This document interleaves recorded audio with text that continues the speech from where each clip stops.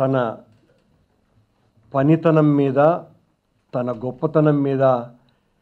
ఏమాత్రము కూడా నమ్మకం లేనట్టుగా ఉంది. ఏ సభకు వెళ్ళినా, ఏ పథకానికైనా, ప్రారంభోత్సవానికి వెళ్ళినా జరిగేటువంటి సమావేశాలలో తమ్ముళ్ళు గట్టిగా చప్పట్లు కొట్టండి, చెల్లెమ్మలు నన్ను గుర్తుంచుకోండి, నా కోసమని భగవంతునికి ప్రార్థనలు చేయండి, బల్బు వెలిగితే నా పేరే తలుచుకోండి, నన్ను గుర్తుంచుకుంటానని ప్రమాణాలు చేయండి అని చివరకు ఆ సభలలో ప్రమాణాలు కూడా ప్రజల చేత చేయించుకునేటువంటి దిగజారుడు రాజకీయాలను చంద్రబాబు నాయుడు గారు చేస్తున్నారు. దీనికి కారణం ఒక్క ప్రజాహిత కార్యక్రమాన్ని కూడా చేయకపోవటం మూలంగా ఈయన గారు చెప్తున్నటువంటి మాటల మీద, చేస్తున్నటువంటి చేష్టల మీద ప్రజలలో ఏ ఒక్కరికి కూడా విశ్వాసము, నమ్మకము, అభిమానము, ప్రేమ, గౌరవము అన్నటువంటివి ఏమాత్రము కలగలేకపోవటం కారణంగా కేవలం తన వ్యక్తిగత ప్రతిష్ట కోసమనే తప్ప ఎవరో చేసినటువంటి పనుల్ని పూర్తి చేసి ఆ గప్పాలు కొట్టుకోవటానికే చంద్రబాబు నాయుడు గారు ఇలాంటి సభలు, సమావేశాలు జరుపుతున్నాడు అన్నటువంటి నమ్మకం వాళ్లకు ఉండటం కారణంగానే చంద్రబాబు నాయుడు గారు ఈ రకంగా దేబురించేటువంటి కార్యక్రమం, ప్రజలను పొగడ్తల భిక్ష అడుక్కునేటువంటి బిచ్చగాడుగా తయారయ్యాడు. నిజంగా ఈయన చేసినటువంటి పనులు, చేస్తున్నటువంటి చేష్టలు ప్రజలకు చేరువయ్యేటివే అయ్యి ఉంటే, ప్రజా హితాన్నే కోరి ఉండేటువంటి పనులే చేసి ఉంటే చంద్రబాబు నాయుడు గారు ఈ రకంగా అడుక్కు తినాల్సినటువంటి అవసరమే లేదు. ఏమి ఆశించి మహానేత రాజశేఖర్ రెడ్డి గారు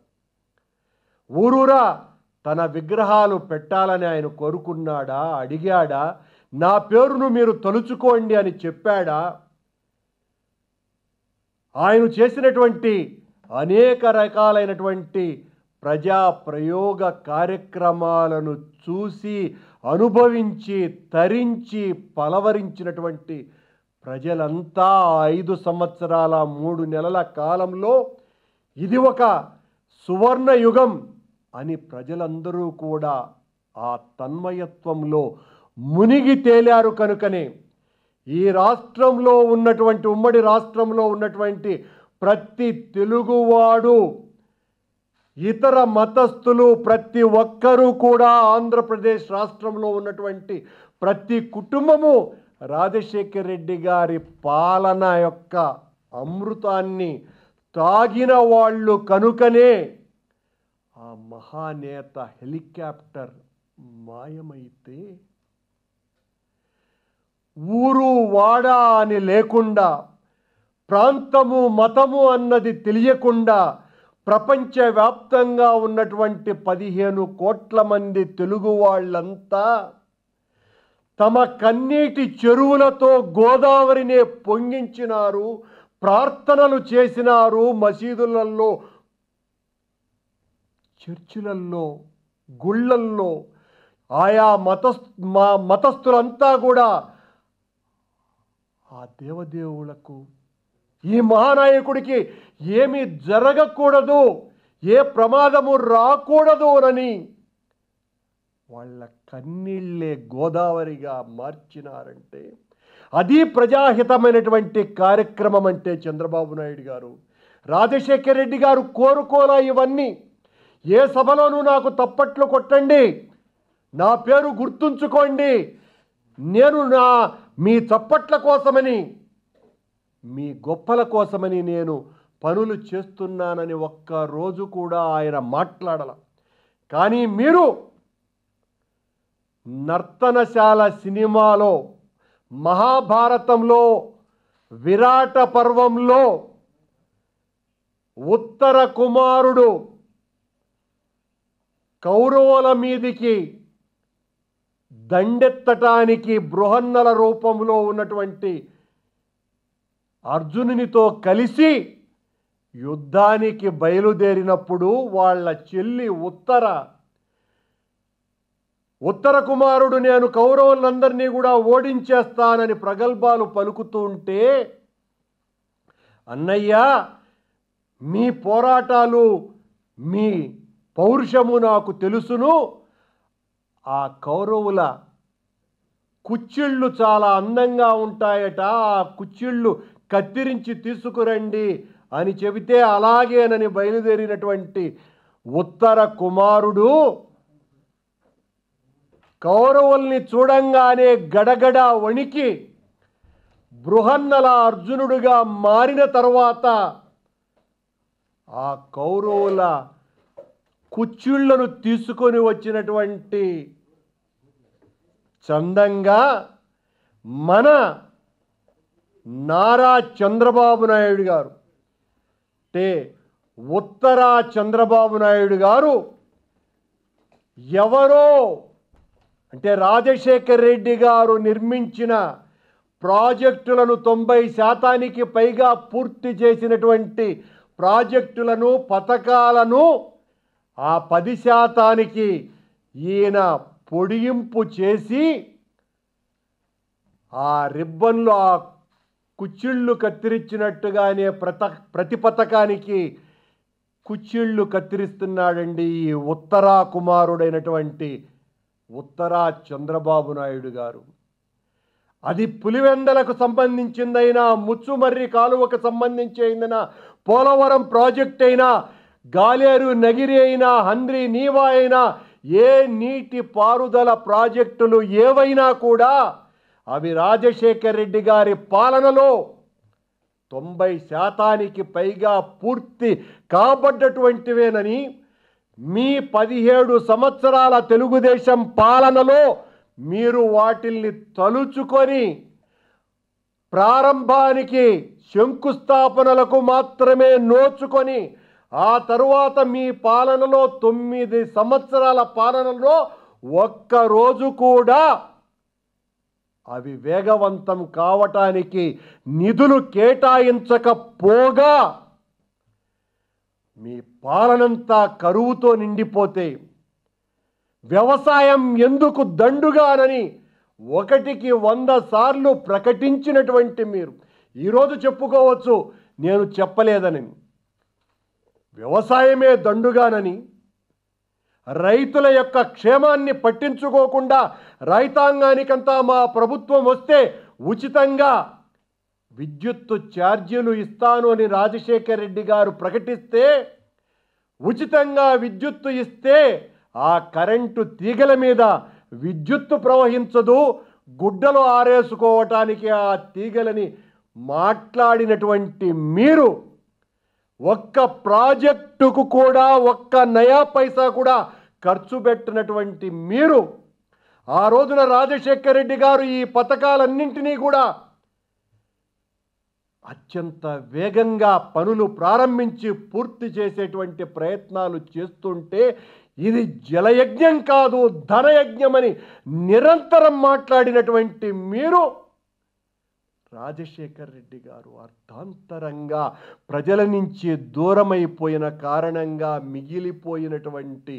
కేవలం 10% పూర్తి కాకుండా మిగిలినటువంటి ప్రాజెక్టులను పూర్తి చేసి వాటికి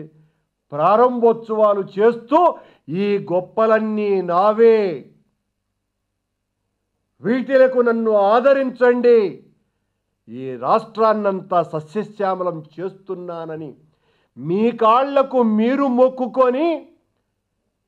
ఆశీర్వదించుకునే కార్యక్రమాలు చేస్తారా చంద్రబాబు నాయుడు గారు? ఆ రోజున రాజశేఖర్ రెడ్డి గారు కడపకు సంబంధించిన అభివృద్ధి పనులు చేస్తే, కడపలో పండితే మీ కడుపు నిండుతోంది, మొత్తం పథకాలన్నీ కడపకేనా, పులివెందలకేనా రోడ్లు వెడల్పు చేస్తున్నారు, ప్రాజెక్టులు నిర్మిస్తున్నారు, కడపకే ఎనలేని వేల కోట్ల రూపాయలంతా నిధులు కేటాయిస్తున్నారని ఒక్కసారి కాదు కొన్ని వందల సార్లు పలికినటువంటి మీరు పులివెందలకు రాజశేఖర్ రెడ్డి ఏమీ చేయలేదు, నేను చేస్తున్నా అని, కడపకు నేను చేస్తున్నా, రాయలసీమకు నేను చేస్తున్నా అని ప్రజల యొక్క ఆలోచనని, ప్రజల జ్ఞాపక శక్తి మీద దాడి చేసేటువంటి కార్యక్రమం కాదానని అడుగుతున్నా చంద్రబాబు నాయుడు గారు. ఆ రోజున రాజశేఖర్ రెడ్డి గారి పేరంటేనే మీ మొత్తం పరిపాలనా కాలమంతా రాజశేఖర్ రెడ్డి గారిని ఒక గూండాగా, హంతకుడిగా, రౌడీగా, రాయలసీమ వాసులనంతా కూడా రాయలసీమ ఫ్యాక్షనిస్టులని, కడప రౌడీలని, పులివెందల హంతకులని ఇలా రకరకాలైనటువంటి పేర్లు చెప్పి నిరంతరం ప్రజల్లో భయాందోళనలు కలిగించినటువంటి మీరు మీ చేత గూండాగా పిలువబడ్డటువంటి, మీ చేత హంతకుడిగా ప్రచారం గావించబడ్డటువంటి రాజశేఖర్ రెడ్డి గారు చనిపోతే ఆ మరణాన్ని తట్టుకోలేక ఇతను మానవుడే కాదు దైవాంశ సంభూతుడునని ఆయన వదిలినటువంటి ప్రాణాలుతో పాటు మేము ప్రాణాలు అర్పిస్తామని దాదాపు 670కి పైగా ప్రపంచంలోనే ఏ రాజకీయ నాయకుడు మరణించినప్పుడు కూడా ఇంత హఠాత్ మరణాలు జరగనంతగా ఆ మహానాయకుని మీద ప్రేమతో, ఆర్తితో చనిపోయినటువంటి సంగతి ఆయనను రౌడీగా చెప్పటానికే వాడుకుంటారా చంద్రబాబు నాయుడు గారు మీరు? ఈ రోజున జగన్మోహన్ రెడ్డి గారిని తిట్టటానికే కవి చోడప్పను మించినటువంటి వాళ్లను, బూతు పంచాంగాలంతా చంకన పెట్టుకొని తిరిగేటువంటి వాళ్ళనందరినీ కూడా సభలల్లో పిలిపించి వాళ్లకు ఆయా జిల్లాలతో సంబంధం లేకపోయినా, ప్రాంతాలకు సంబంధం లేకపోయినా కులాలను మీద కులాలనే రెచ్చగొట్టేటువంటి కార్యక్రమం చేస్తూ తోలుబొమ్మ తైతక్కల తిక్కల రెడ్లనందరినీ కూడా జగన్మోహన్ రెడ్డి మీదికి ఉసికొల్పి ఒక ఉన్మాదిగా, రౌడీగా, హంతకునిగా చిత్రీకరించేటువంటి ప్రయత్నం వెనుక మీ భయం తప్ప మరొకటి కారణం కాదు. రాజారెడ్డి గారిని హంతకునిగా మీరు మాట్లాడుతున్నటువంటి మీరు ముఖ్య అతిథిగా ఉన్నటువంటి సభలోనే మాట్లాడుతున్నారు అంటే చంద్రబాబు నాయుడు గారు ఆ రాజారెడ్డి గారిని హత్య చేయించింది మీరు కాదా? మీవి హత్య రాజకీయాలు కావా? ఎందుకు రాజారెడ్డి గారి ఉసురు తీసేశారు? ఆ ఊపిరెందుకు నులిపేశారు చంద్రబాబు నాయుడు గారు? మీరు ప్రజల జ్ఞాపక శక్తి చాలా స్వల్పం అనుకొని ఈ రోజున రాజశేఖర్ రెడ్డి గారి కుటుంబం మీద చేస్తున్నటువంటి ఈ దాడి ఓ అమానుషమైనటువంటి చర్య. మీరు ఒక్క మంచి పని చేయాల. ఈ రోజున రాజశేఖర్ రెడ్డి గారు ఆనాటి పరిపాలనా కాలంలో ప్రజల మీద ఒక్క నయా పైసా కూడా పన్ను వేయకుండా, ఆర్టీసీ ఛార్జీలు ఒక్క పావలా కూడా పెంచకుండా, విద్యుత్తు ఛార్జీలను గృహాలకు కూడా పెంచకుండా, చివరకు కేంద్ర ప్రభుత్వం పెంచినటువంటి సబ్సిడీని కూడా రాష్ట్ర ప్రభుత్వమే 50 రూపాయలు భరిస్తుంది అని చెప్పి 104, 108 ఆరోగ్యశ్రీ, ఎవరికి ఏ రకమైనటువంటి సహాయం కావాలన్నా అది రైతాంగానికైనా కార్మికులకైనా ఎవరికైనా నేను మీ పెద్దన్నగా ఉంటాను అని వాళ్లకు ధైర్యాన్ని కల్పించి వాళ్ళల్లో ఆశలను చిగురింపజేసి వాళ్ళ జీవితాలకు వెలుగులు నింపినాడు. కనుకనే ఈ రోజున రాజశేఖర్ రెడ్డి గారిని తలుచుకుంటూ ఊరు వాడ పల్లె పట్టణమని తెలియకుండా ఎక్కడ పడితే అక్కడ రాజశేఖర్ రెడ్డి గారి విగ్రహాలను ఏర్పాటు చేశారు అంటే ఈ హత్యా రాజకీయాలకు ప్రతీకగా చేశారని ఈ మొత్తం ప్రజానికానికంతా కూడా బిరుదులు ఇవ్వదలుచుకున్నారా చంద్రబాబు నాయుడు గారు మీరు? ఆ రోజునేమో రాజశేఖర్ రెడ్డి అలాంటి వ్యక్తి, ఇలాంటి వ్యక్తి, హంతకుడు, గూండా, రౌడీ అని ఏ పద ప్రయోగాలైతే రాజశేఖర్ రెడ్డి గారిని 2.5 దశాబ్దాల పాటు మీరు చేశారో అదే రీతిలో ఈ రోజున జగన్మోహన్ రెడ్డి గారి మీద కూడా ఒక్కరోజు కూడా హింసాయుత రాజకీయాలకు సంబంధించినటువంటి కనీసమైన మాట కూడా మాట్లాడినటువంటి జగన్మోహన్ రెడ్డి గారి మీద ఇంత దారుణమైనటువంటి ఆరోపణలు, కుల రాజకీయాలను పెంచి పోషించి ఆ విత్తులో మహావృక్షమైనటువంటి చంద్రబాబు నాయుడు గారు ఈరోజు ఏ కులం వాళ్ళ మీదికి ఆ కులాన్ని ఉసిగొల్పుతూ రాష్ట్రాన్ని రావణ కాష్టం చేయబోతున్నటువంటి దారుణమైనటువంటి రాజకీయ నాయకులు ఎవరైనా ఉన్నారు ఈ రాష్ట్రంలో అంటే ఒక్క చంద్రబాబు నాయుడు గారు తప్ప మరింకొకటి కాదు. మీరు చేసేటువంటివి నిజంగా మంచి పనులే అయితే ప్రజలు మిమ్మల్ని ఆదరిస్తారు. 600కు పైగా అబద్ధపు ప్రమాణాలు చేసి అధికారంలోకి వచ్చి అడ్డదారులు తొక్కి అక్రమ సంబంధపు రాజకీయ కూటములు ఏర్పాటు చేసి అధికారంలోకి వచ్చినటువంటి మీరు ఒక్క ఎన్నికల ప్రమాణాన్ని కూడా తీర్చకుండా రాజశేఖర్ రెడ్డి గారు చేసినటువంటి పథకాలను ప్రారంభోత్సవాలు చేస్తున్నటువంటి ఓ ఉత్తర కుమార చంద్రబాబు గారు ప్రజల జ్ఞాపక శక్తిని తక్కువ అంచనా వేయకండి. కులాలను రెచ్చగొట్టకండి. కులాలను మేము రెచ్చగొడుతున్నామని మా మీద ఆరోపణలు వేస్తున్నాడు. ఎక్కడైనా కూడా చంద్రబాబు నాయుడు గారు తాను చేస్తున్నటువంటి తన స్వభావానికి అనుకూలంగా ఉన్నటువంటివే తన ప్రత్యర్థుల మీద వదిలి ఆ లక్షణాలన్నీ వాళ్లకు ఆపాదించి రాజకీయ లబ్ధి పొందటానికి మీ తాబేదారులను, మీ వందిగామతులను వీళ్లను ఉపయోగించి మా మీద ప్రయోగించి మమ్మల్ని సంఘ విద్రోహకులుగా చిత్రీకరించేటువంటి ప్రయత్నం చేస్తే జనం నమ్మేటువంటి పరిస్థితులలో లేరని, మీరు చేస్తున్నటువంటి ఈ అరాచకపు రాజకీయాల మీద జగన్మోహన్ రెడ్డి గారి నేతృత్వంలో నిరంతరం పోరాటాలు చేస్తూనే ఉంటాము తప్ప భయపడి వెనక్కి తగ్గేటువంటి ప్రసక్తి లేనే లేదు. మీరు మీ సన్నిహితులతో జగన్మోహన్ రెడ్డిని మళ్ళీ జైలుకు పంపుతా అని చెప్తున్నటువంటి మాటలు కూడా మాకు తెలియక కాదు. ఎప్పుడప్పుడు జగన్ను జైలుకు పంపుదామా అని మీరు చేస్తున్నటువంటి వ్యూహ రచనలు, కుట్రలు, కుతంత్రాలు ఎవరెవరితో లాలూచి ప్రయత్నాలు చేస్తున్నారో మాకు తెలుస్తున్నాయి. అసలు అవసరమైతే భౌతికంగానైనా నిర్మూలించటానికి కావలసినటువంటి సాధన సంపత్తి చేసేటువంటి కుట్ర రాజకీయ చరిత్ర ఈ ముఖ్యమంత్రి నారా చంద్రబాబు నాయుడు గారిదేనన్నటువంటి విషయం ప్రజలందరూ తెలుసుకోవాల్సినటువంటి అవసరం ఉన్నదేనని తెలియచేస్తూ, మీరు ఎన్ని రకాలుగా మా నాయకుడిని, మా పార్టీని దాడి చేసి, విషప్రయోగం చేసి, బజారు కీడ్చి మమ్మల్ని అందరినీ కూడా ద్రోహులుగా, నీచులుగా, రౌడీలుగా, హంతకులుగా,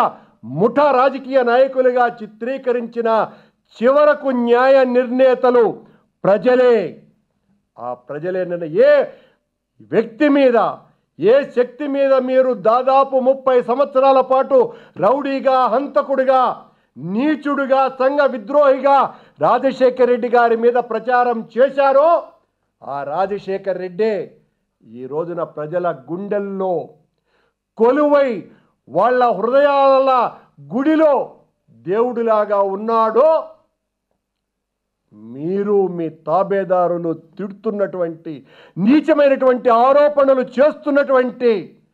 జగన్మోహన్ రెడ్డి స్థానం కూడా భవిష్యత్తులో అదే అన్నటువంటి విషయాన్ని గుర్తు చేస్తున్నా.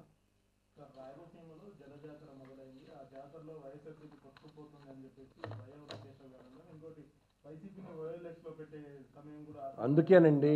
ఇవేమి కొత్త ఆరోపణలు కావు. తెలుగుదేశం పార్టీ వాళ్ళు జగన్మోహన్ రెడ్డి గారి మీద ఆయన్ను జైలుకు పంపించాలన్నటువంటి కుట్ర గతంలో కూడా సోనియా గాంధీతో కలిసి చంద్రబాబు నాయుడు అండ్ పార్టీనే జగన్మోహన్ రెడ్డి గారి మీద తప్పుడు ఆరోపణలు చేసి జైలుకు పంపించింది. ఇప్పుడు మళ్ళీ జగన్మోహన్ రెడ్డి ఇంత ప్రతికూల పరిస్థితుల్లో కూడా ఇంత పెద్ద ఎత్తున ఆదరణ కలిగి పోరాటాలు చేస్తున్నందుకు భయం పుట్టి వణికి తనకు కావలసినటువంటి యంత్రాంగంతో జగన్మోహన్ రెడ్డి గారిని అరెస్టు చేయడానికి కుట్ర చేస్తున్నది.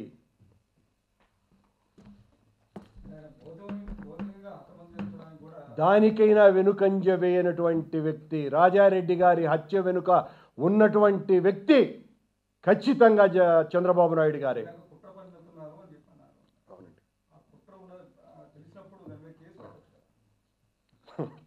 అవసరం వచ్చినప్పుడు ఖచ్చితంగా పెడతాను.